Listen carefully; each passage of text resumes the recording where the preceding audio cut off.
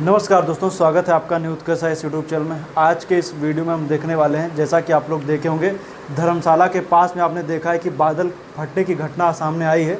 तो आखिर ये ऐसा क्यों होता है, बादल कैसे फटते हैं, उनके बारे में जानकारी आपको बताएंगे। हालांकि इसके ऊपर पहले मैंने एक वीडियो बना रखा है, लेकिन इस वीडियो में जो आपको जानकारी देंगे वो मुख्य रूप से हम देखेंगे कि आखिर पहाड़ी क्षेत्रों में, खास करके हिमाचल प्रदेश या फिर हम देखेंगे उत्तराखंड के क्षेत्रों में बादल फटने की जो घटनाएँ देखने को मिलती हैं वो क्यों आती हैं, उनके बारे में आपको बताएंगे। तो इससे पहले आप लोग कुछ अपने कॉन्सेप्ट ज्योग्राफी से रिलेटेड क्लियर रखिए कि आखिर कैसे कैसे ऐसी घटनाएं होती हैं, उसी के तहत हम बताएंगे। सबसे पहले ये मैंने एक भारत का मैप बना दिया है और इधर भी एक डायग्राम बना हुआ है, जिसके जरिए हम आपको चीज़ें को बताने की कोशिश करेंगे। तो आइए देखते हैं। सबसे पहले मैं आपको बता दूँ कि आप देख रहे हैं ये भारत का मैप है। भारत के मैप में जब आप देखेंगे तो आपको देखने को मिलेगा कि नीचे की तरफ भारत के दक्षिण में हमें देखने को मिलती है विषुवत रेखा। विषुवत रेखा के बाद हम यहाँ पर करीब देखेंगे तो हमें देखने को मिलेगी कर्क रेखा। आप जान रहे हैं कि जब गर्मियों के मौसम जब यहाँ पर शुरुआत होती है, जब सूरज कर्क रेखा पर चमकता है, या कहें जब सूरज कर्क रेखा पर लंबवत चमकता है, तो यहाँ पर क्या होती है, गर्मी ज़्यादा पड़ती है। गर्मी बढ़ने की वजह से यहाँ पर क्या होती है, कन्वेक्शन करंट ऊपर उठती है, अर्थात संवहनी धारा आप कह सकते हैं, संवहनी तरंगें ऊपर उठती हैं।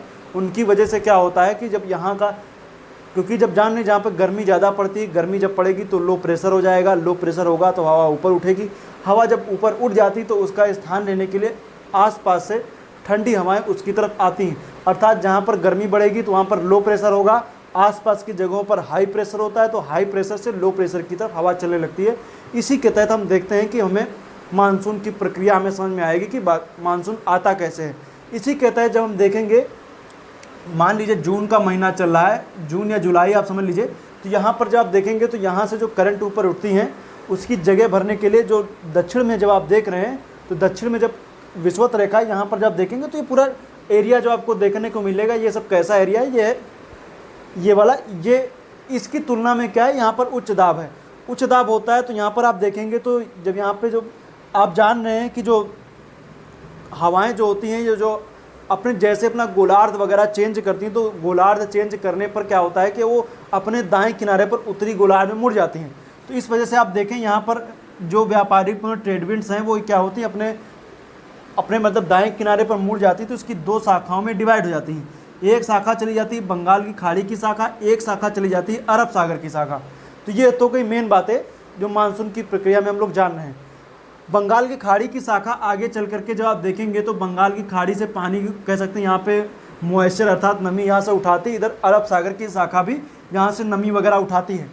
और आप देखेंगे तो यहाँ पर धीरे धीरे मानसून की प्रक्रिया में देखने को मिलती है, यहाँ पर बारिश वगैरह होना शुरू हो जाती है। केरला वगैरह ये सब क्षेत्रों में बारिश होते होते एक समय में पूरे भारत को अपने कैप्चर कर लेती है।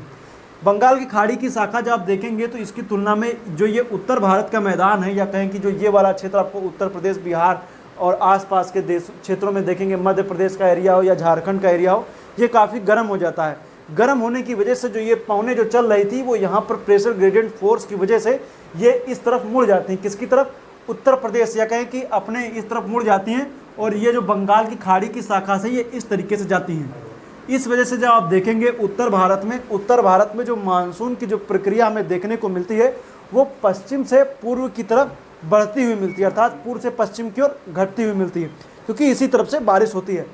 एक शाखा जो मैंने बताई है ये अरब सागर की शाखा, ये गुजरात, महाराष्ट्र आसपास के क्षेत्रों से होती हुई, और चूँकि यहाँ पर अरावली पैरेलल पड़ जाती है, इसलिए गुजरात में क्षेत्रों में यहाँ पर गिर के क्षेत्रों से टकरा करके बारिश तो हो जाती है, लेकिन राजस्थान के क्षेत्रों में बारिश नहीं हो पाती है।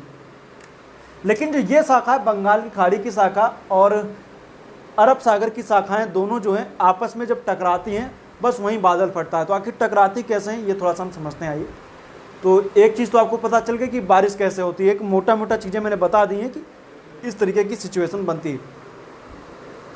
अब जब हम इस तरह की सिचुएशन जब देखेंगे तो ये देखिए, ये आप देख रहे हैं, ये वाला जो एरिया आपको दिख रहा है ये है अरब सागर की शाखा, ये जो आप देख रहे हैं ये बंगाल की खाड़ी की शाखा। दोनों शाखाएँ आपस में टकराती हैं। ऊपर की तरफ हम जब देखेंगे तो चाहे वो आप एरिया ले लीजिए, चाहे वो उत्तराखंड ले लीजिए, चाहे हिमाचल प्रदेश ले लीजिए। हिमाचल प्रदेश का जो शिमला का क्षेत्र पड़ता है, शिमला के आसपास का क्षेत्र जब आप देखेंगे तो शिमला के आसपास के क्षेत्रों में ये टकराने की प्रक्रिया में देखने को मिलती है। लेकिन हाल ही के दिनों में ऐसा नहीं है कि शिमला में ही टकराएंगे, जहाँ पर पहाड़ियाँ होंगी वहाँ पर भी टकराने की सिचुएशन बनती। टकराना मैदानी क्षेत्रों में भी हो सकता है, पहाड़ी क्षेत्रों में भी हो सकता है। तो हम पहाड़ी क्षेत्रों की बात करें उसकी हम स्थिति बता रहे हैं। यहाँ पर आप देखेंगे तो करीब शिमला से थोड़ी दूरी पर करीब 150-200 किलोमीटर के आसपास दूरी पर जब आप देखेंगे तो आपको दिखेगा धर्मशाला। धर्मशाला के पास में एक जगह दिखेगी जिसको हम बोलते हैं मकलैडगंज। वहाँ पर ऐसी सिचुएशन बनी है कि वहाँ पर देखने को मिला है कि बारिश वगैरह हुई है। बारिश होने से क्या हो गया है कि बादल फटने की स्थिति आपको देखने को मिलती है कि जो नाले भी हैं वो भी नदियों का रूप ले लिए हैं। आसपास के क्षेत्रों में आप वीडियो वगैरह देखें तो उसमें देखने को मिल रहा है कि वहाँ पर गाड़ियाँ वगैरह बिल्कुल बहती चली जा रही हैं, नाले छोटे छोटे बढ़ गए हैं, ऐसी सिचुएशन बन गई है। बादल का फटना का मतलब ये नहीं कि पूरा पूरा बादल फट के गिर गया, बारिश काफ़ी तेज होने लगती है। वो कैसे होती है आइए हम उसको समझते हैं। एक शाखा हो गई बंगाल की खाड़ी की शाखा, एक हो गई अरब सागर की शाखा। ये मान लीजिए कोई पर्वत है, ये क्या है, कोई पर्वत है, और जो ये आप देख रहे हैं ये बंगाल की खाड़ी की शाखा मान लीजिए, और ये आप मान लीजिए ये है अरब सागर की शाखा। ये अरब सागर की शाखा है, ये बंगाल की खाड़ी की शाखा है। दोनों देखिए, आप जान रहे हैं कि जैसे ही कोई पर्वत वगैरह पड़ता है तो हवा जब उसके पैरेलली जब ऊपर की ओर बढ़ती है, उससे टकरा करके मतलब इसके साथ में जब ऊपर बढ़ेगी, तो आप जान रहे हैं कि जब कोई हवा ऊपर बढ़ती है तो ऊपर बढ़ने के साथ साथ उसका टेम्परेचर घटता जाता है, और जैसे ही टेम्परेचर घटता है अर्थात उसकी जो सापेक्षिक आर्द्रता है वो बढ़ती है। जैसे ही सापेक्षिक आर्द्रता उसकी 100 पहुंचती है और वो तुरंत बारिश करने लग जाती है। हालांकि जिस तरीके की सिचुएशन मैं यहाँ पे बता रहा हूँ, एक तो आप देख रहे हैं ये कोई पहाड़ के एक तरफ की दिशा से बंगाल की खाड़ी की शाखा, दूसरी तरफ से अरब सागर की शाखा। जो दोनों शाखाएं आपस में पहाड़ की चोटी पर, चोटी का मतलब बिल्कुल चोटी पर नहीं और ऊंचाई पर, जब दोनों आपस में आ करके देखिए, एक गाड़ी इस तरह से आ रही है, एक गाड़ी इस तरीके से आ रही, दोनों क्या भी इस तरह से टकरा गई, इस तरीके से दोनों टकराएंगे, दोनों टकरा करके इस तरीके से ऊपर उठेंगी। जैसे ही ऊपर उठेंगी बस वो उनका कह सकते हैं सापेक्षिक आर्द्रता जैसे ही 100% पहुँचती है, दोनों तरफ से एनर्जी काफ़ी तेज होती है, और जो एनर्जी काफ़ी ज़्यादा होने की वजह से उनके पास में एक तो नमी वगैरह भी आप देखेंगे तो उत्तर भारत के क्षेत्र के मैदानों से भी खूब नमी वगैरह ले लेती हैं। इधर भी आप देखेंगे बंगाल की खाड़ी की शाखा नमी है भी, इधर भी इनके पास भी नमी है, और नमी होने के साथ में जैसे ही ये ऊपर पहुंचती है, ऊपर पहुंचने पर टकराने की वजह से बारिश होने लगती है, और बारिश इतनी तेज होती है कि जिसे हम बादल का फटना कह देते हैं। बादल का फटना, क्लाउड बर्स्ट। तो ये सिचुएशन कैसे बनती है जो मैंने बताया आपको, दोनों शाखाएं टकराई और टकराने के बारिश शुरू। अब आखिर जो हम बात धर्मशाला की कर रहे हैं वहाँ पर ऐसी सिचुएशन बनी है, बात सिर्फ धर्मशाला की नहीं, बात शिमला की हो, चाहे वो उत्तराखंड का कोई क्षेत्र हो, वहाँ पर भी ऐसी सिचुएशन बन जाती है। अब चूंकि बारिश यहाँ पर होती है, अब जब बारिश यहाँ पर होगी तो सीधी बात है कि नदियों को बहने के लिए जगह ज़्यादा मिलेगी नहीं। पहाड़ के क्षेत्रों में बारिश हुई, नदियों की रफ्तार काफ़ी तेज़ हुई, नदियों की रफ्तार तेज हुई, नाले भी नदियों का रूप धारण कर लिए। अब चूंकि मान लीजिए जैसे कोई ये यहाँ पे ये कोई मान लीजिए जैसा कोई पहाड़ है, पहाड़ से इस तरीके से जब नदियाँ वगैरह निकलेंगी तो सीधी बात है कि जब बारिश हुई है तो पूरे पहाड़ का पानी इस छोटी सी जलधारा के रूप में आएगा, और इस जलधारा के रूप में जब आएगा तो उसको बहने के लिए कोई और जगह मिलेगी नहीं। तो सीधी बात है कि जो भी नाला वगैरह जो निचला क्षेत्र मिलेगा उसी में बहना शुरू हो जाएगा। खास करके जब आप देखेंगे तो ऐसी जगहों पर नदी के किनारे टूरिस्ट स्पॉट बहुत ज़्यादा हमें देखने को मिलते हैं। चाहे वो आप धर्मशाला का एरिया ले लीजिए, चाहे आप शिमला का एरिया ले लीजिए, मनाली, आप हर जगह देख लीजिए, नदियों के किनारे टूरिस्ट स्पॉट आपको बहुत ज़्यादा देखने को मिलते हैं और टूरिस्ट भी आते हैं। और इन्हीं पे मान लीजिए जैसे कोई ये पहाड़ है, मान लीजिए जैसे कोई ये पहाड़ है, और पहाड़ पर ही क्या कर दी जाती है, यहाँ पर आप देखेंगे तो रेंचिंग जैसे आप बोलते हैं ना, जो कृषि देखने को मिलती है, जो आप देखेंगे सीढ़ी नुमा कृषि आपको देखने को मिलती है, ये सब चीज़ें तो होती हैं। खास करके यहीं पर पता चला कोई होटल बना दिया गया, होटल बना दिया गया, या मान लीजिए जैसे कोई रोड वगैरह बना दी गई, ब्लॉकेज कर दिया गया पानी को। तो ऐसी सिचुएशन में क्या होता है, पानी जब बढ़ता है तो आसपास के क्षेत्रों में मान लीजिए जिसका ये रास्ता है यहाँ से नहीं जा पाए, यहाँ पे आपने होटल बना दिया तो पानी दूसरे रास्ते से जाने की कोशिश करेगा, और जब पानी की रफ्तार तेज होगी तो होटल वगैरह भी बहने लग जाएंगे।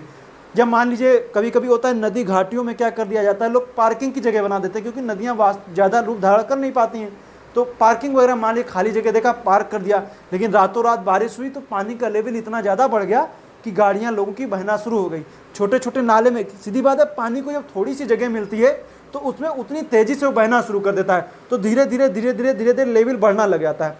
अब चूंकि पहाड़ी एरिया है, पहाड़ को तो चढ़ के पानी ऊपर पार नहीं कर पाएगा, मैदानी क्षेत्र में होता तो पानी इधर उधर बह जाता तो फैल जाता, इसमें फैलने के लिए जगह मिल नहीं पाती, और जो जितना पानी होता है उस नदी की घाटी में बहने लगता है। इस वजह से बारिश जब होती है तो काफ़ी ज़्यादा बारिश होती है और इस तरीके की सिचुएशन हमें देखने को मिलती है।